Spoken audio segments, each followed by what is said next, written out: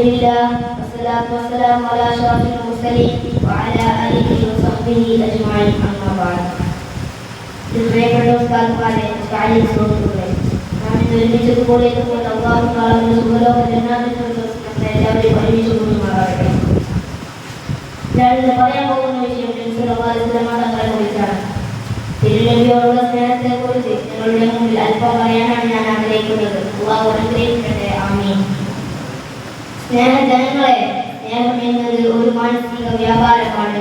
ഇഷ്ടപ്പെട്ടതിനോട് തോന്നുന്ന മനസ്സിന്റെ രാഗവും ഈണവും അതിനെ കെട്ടഴിച്ചു വിട്ടാൽ അത് വികാരമായി മാറും. വിശ്വാസമായി കണ്ടാൽ അത് കേവലം വികാരം എന്നതിൽ നിന്ന് മാറി വിചാരങ്ങളായി രൂപപ്പെടും. ഇസ്ലാം മത വിശ്വാസിയായ ഒരാൾക്ക് അവന്റെ സൃഷ്ടാവിനോടും പ്രവാചകനോടും ഉണ്ടാകുന്ന അടുപ്പം വിചാരങ്ങളുടേതാണ്, അഥവാ ഈമാന്റെ ഭാഗമാണ്. തന്നെ സൃഷ്ടിച്ച പരിപാലിക്കുന്ന നാഥനെ താൻ എത്രമാത്രം അറിയുന്നുവോ അത്രമാത്രം ഇഷ്ടം അവിടുത്തെ പ്രവാചകരെ എത്ര കണ്ടു പഠിക്കുന്നുവോ അതിനനുസരിച്ച് ഇഷ്ടം കൂടിക്കൂടി വരും.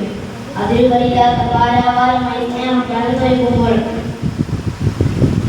പ്രവാചക പ്രമികൾ ആനന്ദ ലഹരിയിൽ മുഴുകും. കണ്ണും കാതും ആശുപത്രിയായി തുറന്നു വെക്കും. അള്ളാഹുവിനെ കുറിച്ചും തങ്ങളെ പറ്റിയും അറിയുമ്പോൾ സ്നേഹം വളർന്നു വരും.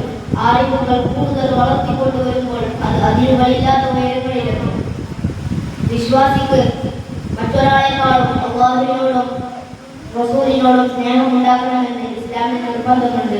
വിശുദ്ധ ഖുർആൻ സൂറത്ത് തൗബയിലെ 24-ാം സൂക്തത്തിൽ ഈ കാര്യം വ്യക്തമായി പറയുന്നുണ്ട്. പിതാക്കൾ, പുത്രന്മാർ, സഹോദരങ്ങൾ, ഇണകൾ, കുടുംബങ്ങൾ തുടങ്ങിയവ എല്ലാവരെക്കാളും സ്നേഹം അള്ളാഹുവിനോടും പ്രവാചകരോടും വേണമെന്ന് ഈ വചനത്തിൽ നിന്ന് ഗ്രഹിക്കാനാകും.